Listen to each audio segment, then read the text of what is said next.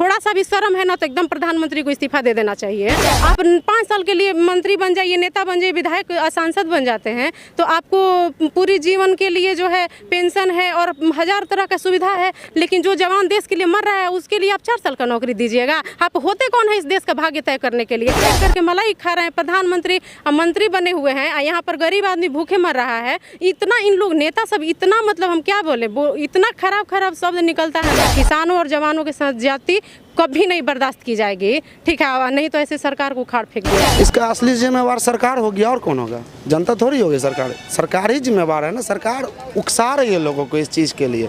सरकार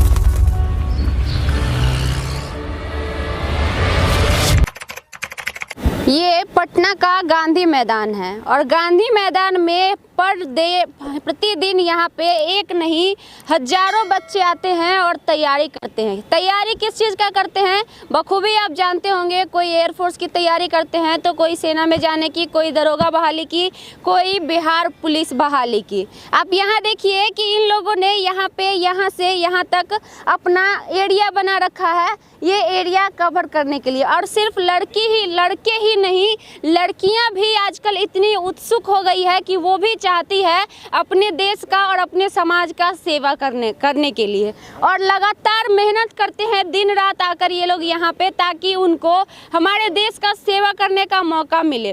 पहले तो ये वो लोग रिटर्न निकालते हैं इतनी मेहनत करके, और रिटर्न निकालने के बाद फिजिकल के लिए महीनों तैयारी करते हैं, तब जाके 10 बच्चों में से कहीं कुछ बच्चों का सिलेक्शन हो पाता है।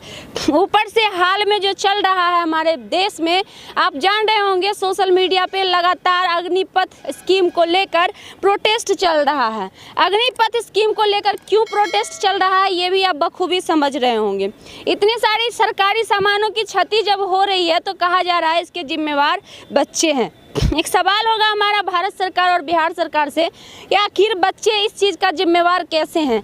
जो बच्चे इस गांधी मैदान में आकर 6 महीने, साल भर, 3 साल तैयारी करेंगे, मेहनत करेंगे, और जब उनको पता चलेगा कि उनका जॉब मात्र 4 साल का है तो वो बच्चे और क्या करेंगे? क्यों आखिर ये नौबत आई कि आज सरकारी चीज़ों को, ट्रेनों को, सरकारी कार्यालयों को जलाया जा रहा है?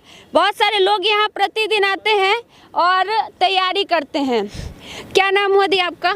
मेरा पुष्पा कुमारी नाम। पुष्पा कुमारी। इतनी धूप है, लगभग 2 बज रहे हैं, 2 बजे धूप में आप दौड़ कर इसको कुदक रही हैं।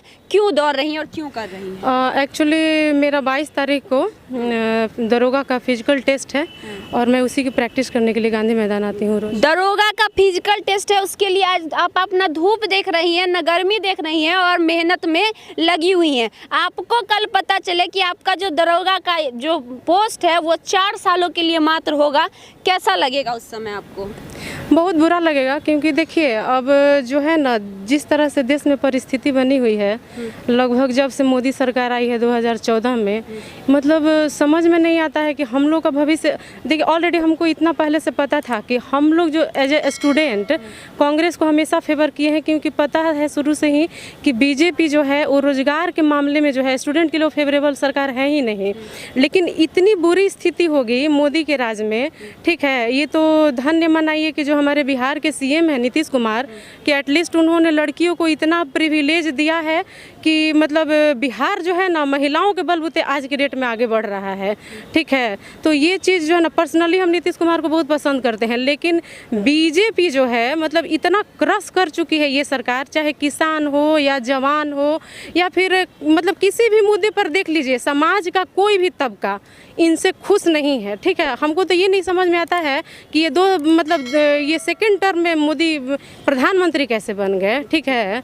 हम भी देखिए, हम बीपीएससी के कैंडिडेट हैं, हम 64वीं में इंटरव्यू भी दिए हुए हैं बीपीएससी का, ठीक है, लेकिन उसमें मेरा फाइनल सिलेक्शन नहीं हुआ, लेकिन आगे हम अपनी तैयारी में लगे हुए हैं, ठीक है। शिक्षित हैं, बुद्धिजीवी हैं, ठीक है, जो भी सामाजिक परिस्थिति है देश में, जो आर्थिक परिस्थितियाँ हैं, उन चीज़ों को समझते हैं।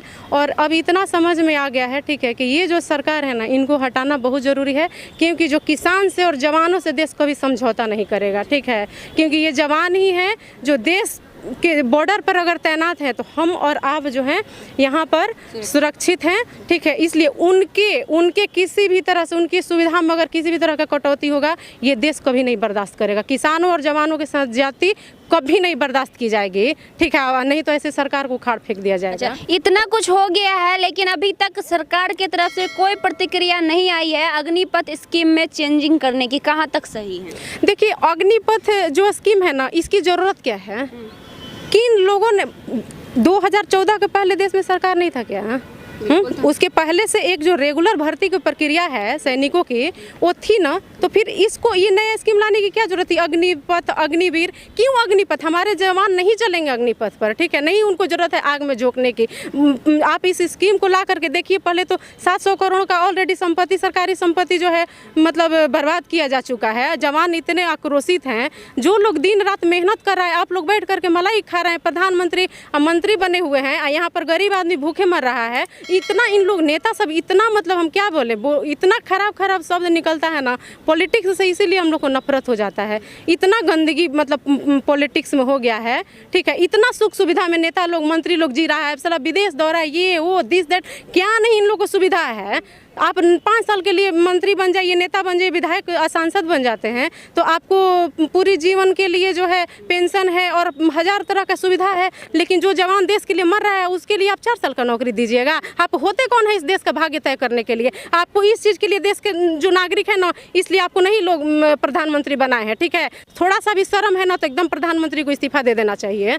आप देख सकते हैं, इनको देखकर आप अंदाजा लगा सकते हैं कि इनका हेल्थ शरीर के हिसाब से कि कितना ज़्यादा इनको मेहनत करना पड़ रहा होगा। हमारे साथ बहुत सारे लोग मौजूद हैं, भैया लोग मौजूद हैं, जानने की कोशिश करेंगे अग्निपथ स्कीम सही या गलत। जी हम देखिए, अग्निपथ स्कीम के बारे में सरकार ने डिटेल्स में बताई नहीं लोगों को, और जो एस्पिरेंट्स हैं आर्मी को लेकर के जो काफ़ी उत्साहित रहते हैं, हमने देखा है अपने गाँव में बहुत सारे लड़के अपना दिन रात उसके पीछे झोंक दिए हैं। तो कम से कम सरकार को पहले डिटेल्स में इसके लिए बताना चाहिए था कि आपकी अग्निपथ स्कीम है क्या, बताए नहीं। और अभी उसके जो आप खिलाफ देख रहे हैं, ये बस एक जन आक्रोश। आखिर कौन जिम्मेदार है इस जो भी तोड़फोड़ हो रही है समाज में जितने भी सरकारी चीज़ को जलाया जा रहा है, जिम्मेवार कौन है? आम पब्लिक जिम्मेवार है या हमारी सरकार? देखिए, हम खुले मुंह से तो नहीं कह सकते जिम्मेवार कौन है, लेकिन स्टूडेंट्स जो हैं वो इतनी क्षति अकेले मिलके तो स्टूडेंट्स नहीं कर सकते। ज़रूर कुछ असामाजिक तत्व हैं इसके पीछे जो उनको प्रोत्साहित कर रहे हैं और उनके गुट में शामिल होकर सरकारी संपत्ति को बहुत ज़्यादा नुकसान पड़ा। हालांकि ये ठीक नहीं है, क्योंकि मैं भी सफ़र करके आया हूँ बाहर से, तो मैंने देखा बहुत परेशानी हुई है इससे।